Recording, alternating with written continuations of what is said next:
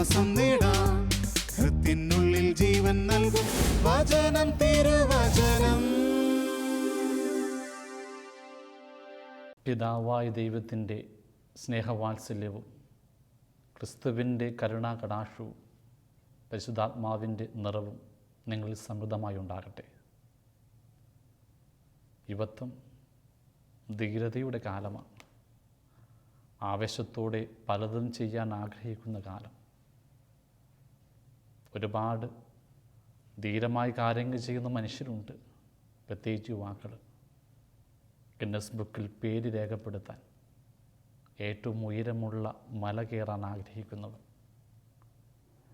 ഏറ്റവും ആഴമുള്ള കടൽ നീന്തി കടക്കാൻ ആഗ്രഹിക്കുന്നവർ, സാഹസികമായ ജീവിതത്തെ മാറ്റാൻ കൊതിക്കുന്നവർ. അതെ, ഗിന്നസ് ബുക്കിൽ മാത്രമല്ല, നിത്യതയുടെ പുസ്തകത്തിലും പേര് രേഖപ്പെടുത്തണം. അതിനുവേണ്ടിയും ചില സാഹസികമായ കാര്യങ്ങൾ ചെയ്യേണ്ടതുണ്ട്.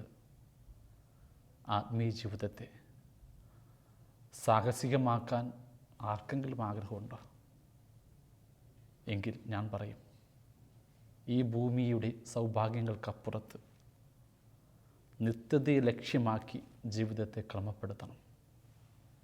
ഈ ഭൂമിയുടെ ബന്ധനങ്ങളാകാതെ അതിനപ്പുറം സ്വതന്ത്രമായി സ്വർഗത്തെ മാത്രം സ്വപ്നം കണ്ട് ജീവിതത്തെ ക്രമപ്പെടുത്തുന്നതാണ് ആത്മീയതയിലെ ഏറ്റവും വലിയ സാഹസികത. ഒരു ദേശാടന കിളിയെക്കുറിച്ച് ഓർക്കുകയാണ്. കടൽ കടന്ന് ആകാശവീതിയിലൂടെ അതൊരു പുതിയ നാട്ടിലേക്ക് വന്നു. മനോഹരമായ നാട്, ഒരുപാട് ഫലങ്ങളുള്ള ഒരു വൃക്ഷത്തിൽ അത് ചേക്കേറി. കൂട് പണിയുന്നൊരു നാടൻ കിളി അതിനെ കണ്ടിട്ട് ഇങ്ങനെ പറഞ്ഞു, രാപകലുകൾ വിശ്രമിക്കാൻ ഞാൻ പണിയുന്ന വീടാണിത്, നിനക്കും വേണ്ടി ഒന്ന്, നീയും പണി. ദേശാടനക്കിളി ചിരിച്ചുകൊണ്ട് പറഞ്ഞു,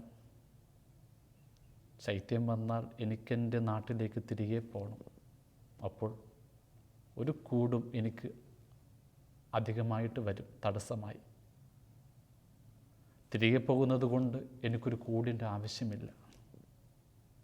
അപ്പോൾ എവിടെ നിന്നോ ഫലം ചുണ്ടിലാക്കി മറ്റൊരു നാടൻ കിളി വന്നിട്ട് പറഞ്ഞു, നല്ല സമയത്ത് നന്നായിട്ട് ഫലം ശേഖരിക്കണം, അതാണ് പ്രായോഗിക ബുദ്ധി.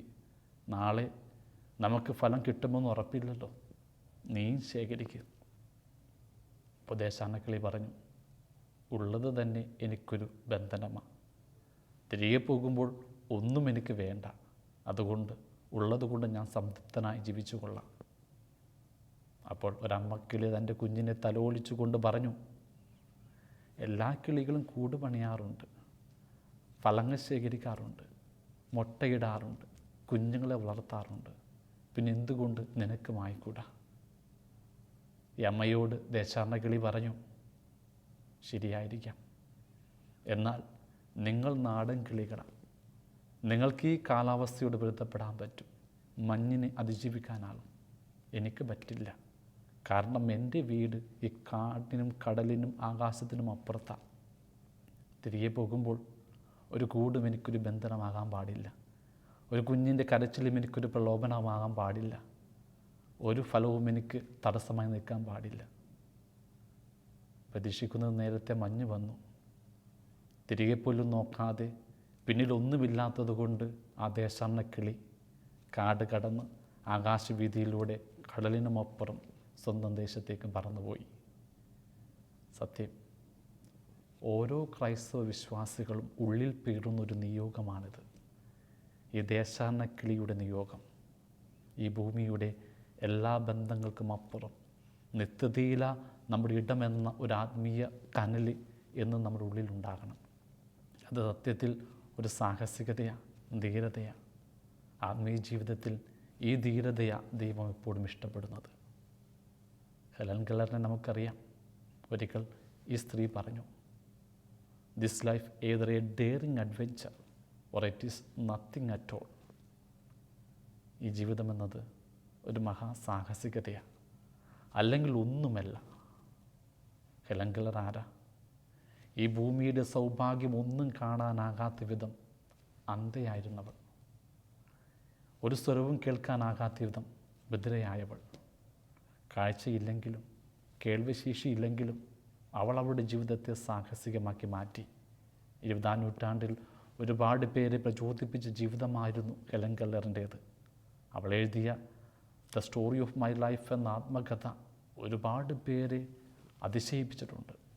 അന്ധതയെ നേരിട്ട് ജീവിതത്തിലേക്ക് കടന്നുപോയ ഒരു സ്ത്രീ. സത്യത്തിൽ നമുക്ക് കാഴ്ചയുണ്ട്, ലോകത്തിൻ്റെ സൗഭാഗ്യങ്ങളൊക്കെ നമുക്ക് കാണാം, നമുക്ക് കേൾവിശേഷിയുണ്ട്, എല്ലാ സംഗീതവും നമുക്ക് കേൾക്കാം. എന്നാൽ നമ്മുടെ ജീവിതത്തെ നാം ഒരു സാഹസികതയായിട്ട് മാറ്റിയിട്ടുണ്ടോ? ഹെലൻ കെല്ലർ പറഞ്ഞ വാക്ക്, this life either a daring adventure or it is nothing at all. ഈ ജീവിതമെന്നത് ഒരു മഹാസാഹസികതയാണ്, അല്ലെങ്കിൽ ഒന്നുമല്ല. നമ്മളെങ്ങനെയാണ്?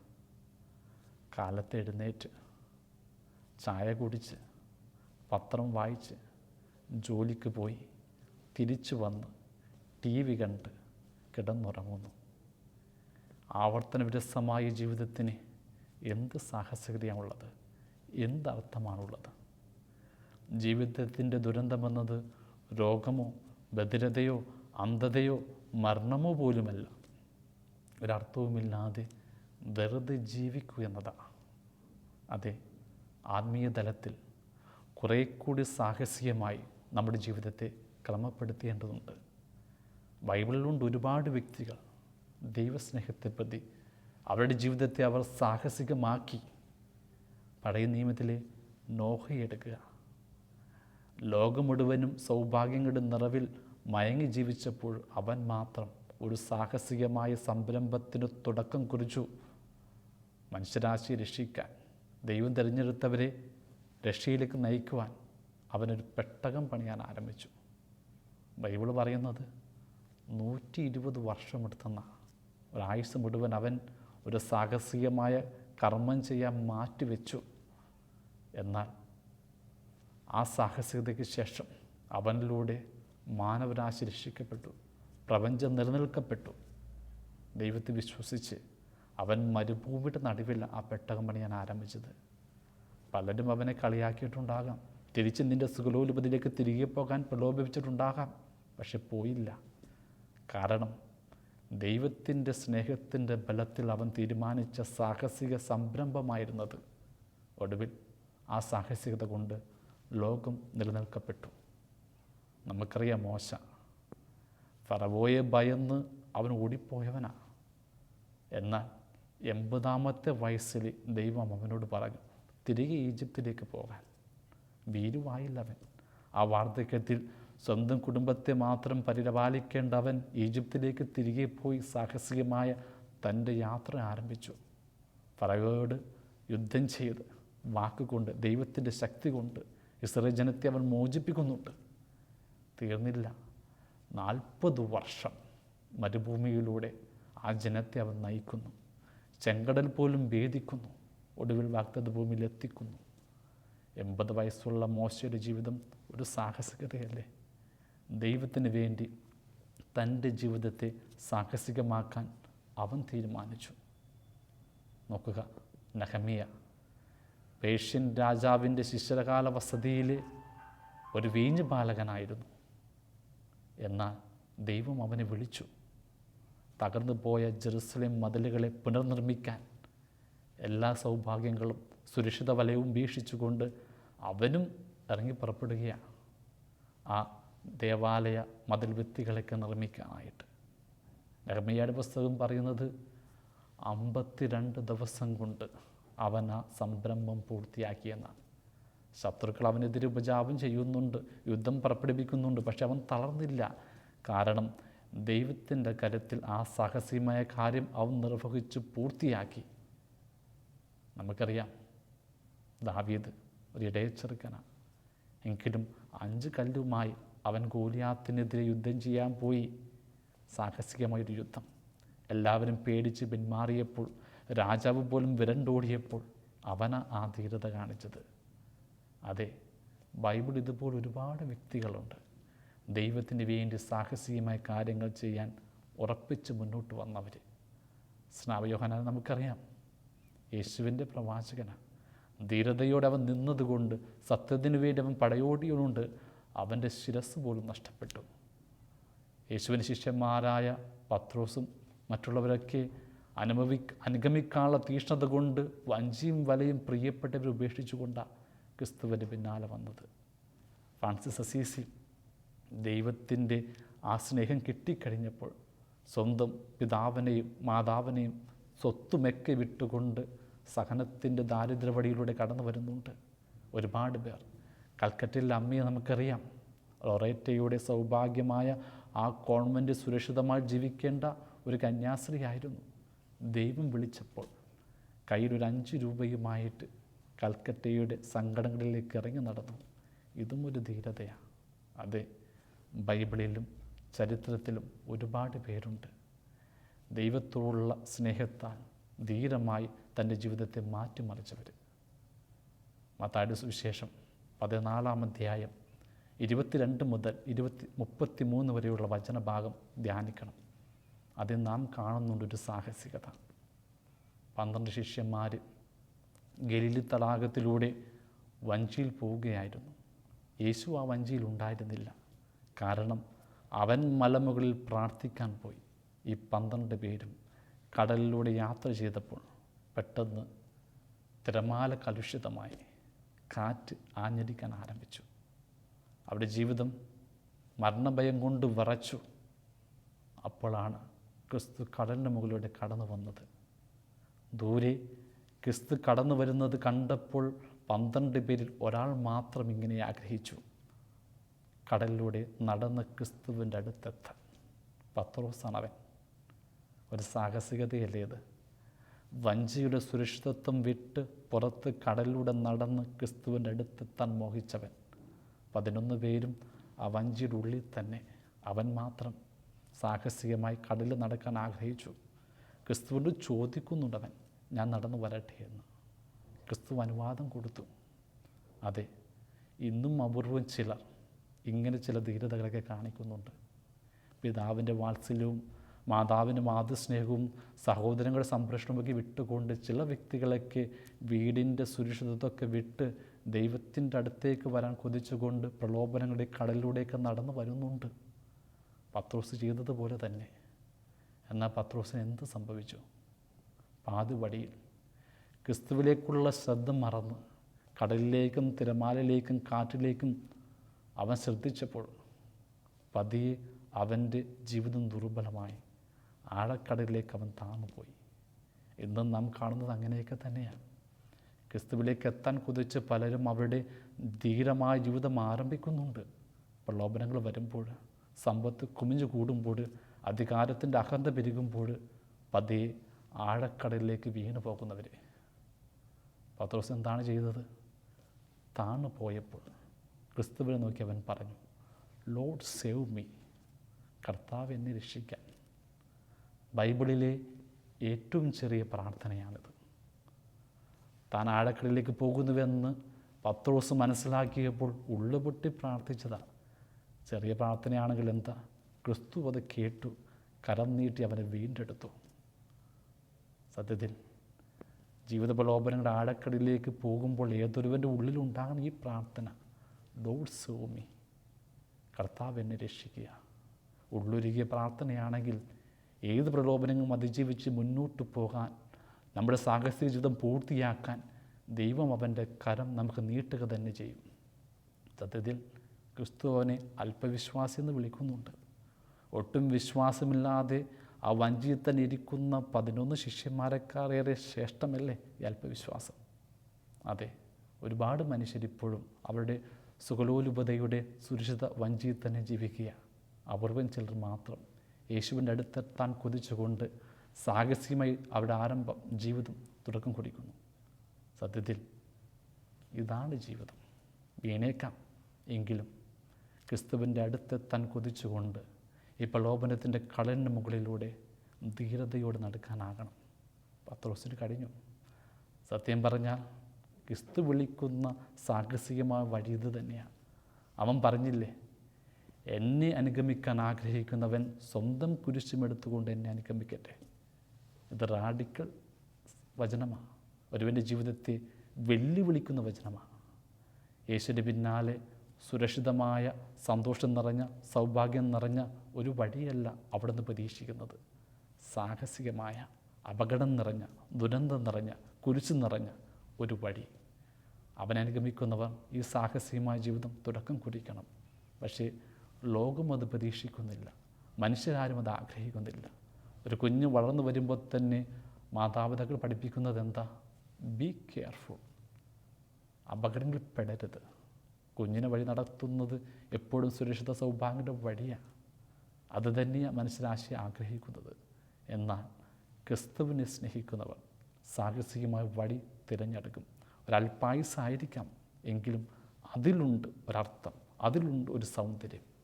ഓർക്കുകയാണ്, ഒരു പാറയിടുക്കിൽ വളർന്നു വരുന്ന കുറേ പുൽച്ചെടികൾ. ആ പുൽച്ചെടികളിൽ ഒരു ചെടി വെറുതെ ഒന്ന് പുറത്തേക്ക് നോക്കി. പുറത്തിതാ ഒരു പനനീർ ചെടി സൂര്യനെ നോക്കി ഇങ്ങനെ ആടിക്കൊണ്ടിരിക്കുന്ന കാറ്റത്ത്.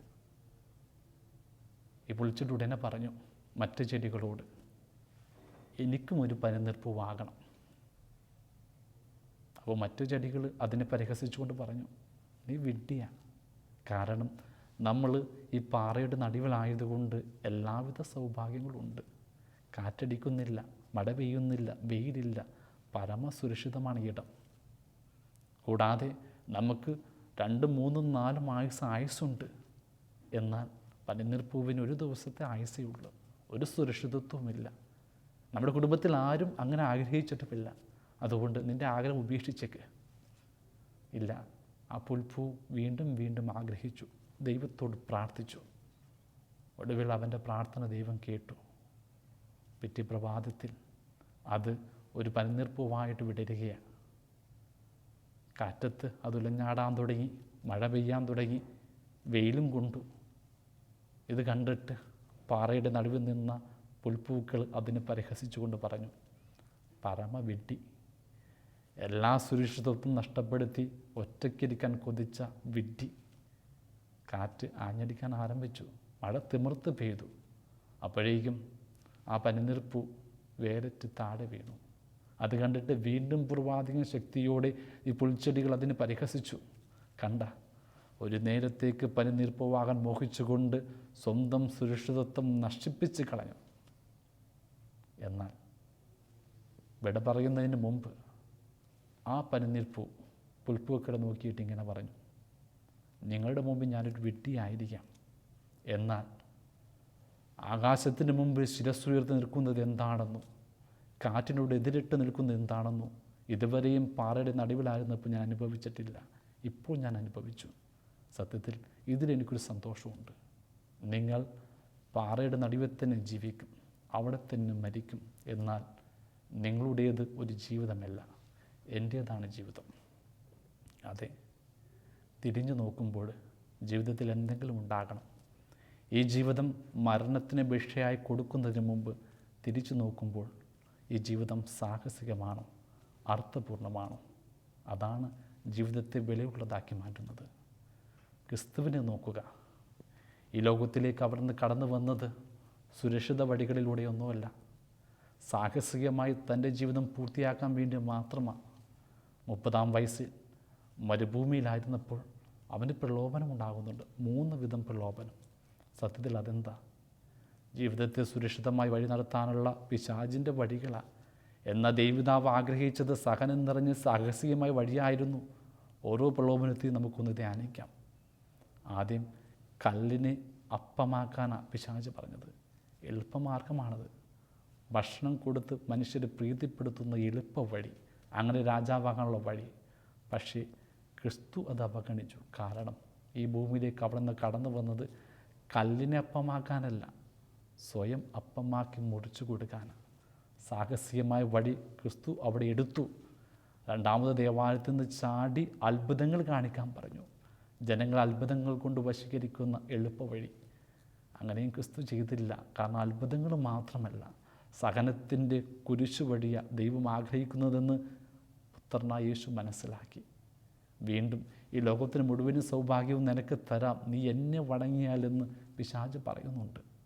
ഈ ലോകത്തെ കീഴടക്കാനല്ല, അതിൻ്റെ സൗഭാഗ്യം സ്വന്തമാക്കാനല്ല, മനുഷ്യരുടെ ഹൃദയം സ്വന്തമാക്കാനാണ് ക്രിസ്തു ആഗ്രഹിച്ചത്. അതുകൊണ്ട് തന്നെ ഒന്നും അവൻ സ്വീകരിച്ചില്ല, ഉള്ളതുപോലും അവൻ കൊടുത്തു, കാൽവരിയിൽ സ്വന്തം പ്രാണൻ പോലും. ഇതല്ലേ സാഹസികത? അതെ, ക്രിസ്തുവിനെ സ്നേഹിക്കുന്നവർ അവൻ്റെ ഈ സാഹസിക വഴി കൂടി തിരഞ്ഞെടുക്കും. ഞാൻ പറയട്ടെ, ഇതൊരു കൊച്ചു ജീവിതമാണ്. മരണത്തിന് മുമ്പ് നിൽക്കുമ്പോൾ നാം വളരെ പ്രധാനപ്പെട്ടതെന്ന് പറയുന്നതൊന്നും അത്ര പ്രധാനപ്പെട്ടതായിരിക്കില്ല. നാം അവഗണിക്കുന്ന നിസ്സാരമായ കാര്യങ്ങൾ ദൈവത്തിന് മുമ്പ് വളരെ പ്രധാനപ്പെട്ടതാണ്. അതുകൊണ്ട് തന്നെ ജീവിതത്തെ കുറേ കൂടി വിലയുള്ളതാക്കാം. ദേശാടനക്കിളിയെപ്പോലെ ഈ ഭൂമിയിൽ കൊച്ചു കൊച്ചു സന്തോഷങ്ങൾക്കപ്പുറത്ത് നിത്യതയെ ലക്ഷ്യമാക്കി നമ്മുടെ ജീവിതത്തെ ക്രമപ്പെടുത്താം. ഹെലൻ കെല്ലർ പറഞ്ഞ വാക്ക് അത് ആത്മീയ തലത്തിലൊരു പ്രമാണം തന്നെയാണ്. This life either a daring adventure or it is nothing at all. ഈ ജീവിതം എന്നത് ഒരു മഹാസാഹസികതയാണ്, അല്ലെങ്കിൽ ഒന്നുമല്ല. പ്രിയമുള്ളവരെ, ഒരുപാട് കുറവുകളോട് ജീവിച്ച ആ സ്ത്രീ ഇന്നും ഓർമ്മിപ്പിക്കപ്പെടുന്നു. കാരണം ജീവിതത്തെ സാഹസികമാക്കിയതുകൊണ്ട്. ഓർക്കുക, കൊയംബ്ര അഗസ്റ്റീനിയൻ സഭയിൽ ജീവിച്ചിരുന്നൊരു യുവ വൈദികൻ അതിഥികൾ നോക്കുന്നവനാണ്. ഒരു സായാഹ്നത്തിൽ അദ്ദേഹത്തെ കാണാൻ 5 മിഷണറിമാർ വന്നു. സംസാരത്തിനിടയിൽ അവർ പറഞ്ഞു, ദൈവം ആഗ്രഹിക്കുകയാണെങ്കിൽ മുറയ്ക്കേ പോയി രക്തസാക്ഷികളാകണം. ആ വാക്ക് വല്ലാതെ ആ യുവ വൈദികൻ അസ്വസ്ഥപ്പെടുത്തി. എല്ലാവരും ജീവിക്കാൻ ആഗ്രഹിക്കുമ്പോൾ ഇതാ 5 മിഷണറിമാർ മരിക്കാൻ ആഗ്രഹിക്കുന്നു. ധീരമായ ഒരു വഴി തിരഞ്ഞെടുത്ത് അവർ കടന്നു പോകുന്നു. അവർ പോയി, കുറച്ച് നാൾ കഴിഞ്ഞ് തിരികെ വന്നു. അവർ ആഗ്രഹിച്ചതുപോലെ രക്തസാക്ഷികളായി. അവരുടെ ജീവിതമാണ് ആ യുവ വൈദികനെ അസ്വസ്ഥപ്പെടുത്തിയത്. പിന്നെ ദൈവം ആഗ്രഹിക്കുന്ന സഹന വഴികൾ അവനും തിരഞ്ഞെടുത്തു. അവനും പോകുന്നുണ്ട്, കപ്പൽ കയറുന്നുണ്ട്, രോഗിയാകുന്നുണ്ട്, ദൈവം ആഗ്രഹിക്കുന്ന വഴിയിലൂടെയൊക്കെ പോകുന്നുണ്ട്, കുശിനിക്കാരനായിട്ട് വർഷങ്ങളോളം ജീവിക്കുന്നുണ്ട്. ഒടുവിൽ അവൻ്റെ നാവ് വചനത്തിൻ്റെ വാളായിട്ട് മാറി. അനേകരെ നവീകരിച്ചു. അവനിലൂടെ ഒരുപാട് അത്ഭുതങ്ങൾ സംഭവിച്ചു. മറ്റാരുമല്ല, വിശുദ്ധ അന്തോണീസ്, പാതുവായിലെ വിശുദ്ധ അന്തോണീസ്. ദൈവത്തിന് മുമ്പിൽ സ്വന്തം ജീവിതത്തെ സാഹസികമായി മാറ്റിയവൻ. അതിൻ്റെ ഓർമ്മയായി ഇന്നും അവൻ്റെ നാവുണ്ട് അഴുകാതെ. നമ്മുടെ ജീവിതം അഴുകാതിരിക്കാൻ, നിത്യതയോളം ഓർമ്മിപ്പിക്കപ്പെടാൻ ജീവിതത്തെ കുറച്ചുകൂടി സാഹസികമാക്കാം. അതെ, ഈ ജീവിതം ദൈവത്തിൻ്റെ കരങ്ങൾ കൊടുക്കുമ്പോൾ അസാധ്യമായ, സാഹസികമായ, ധീരമായ കാര്യങ്ങൾ നമുക്ക് ചെയ്യാനാകും. ദൈവം നമ്മളെ സമൃദ്ധമായി അനുഗ്രഹിക്കട്ടെ.